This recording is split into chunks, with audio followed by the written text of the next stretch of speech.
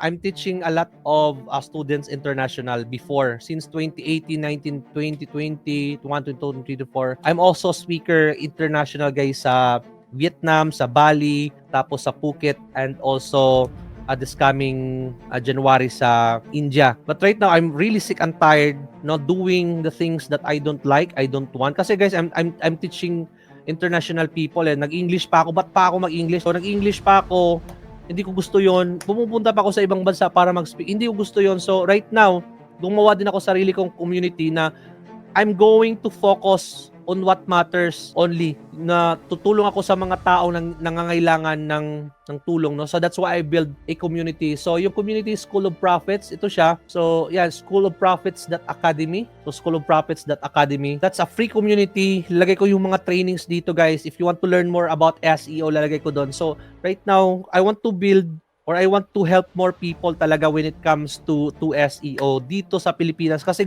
ito yung gusto ko.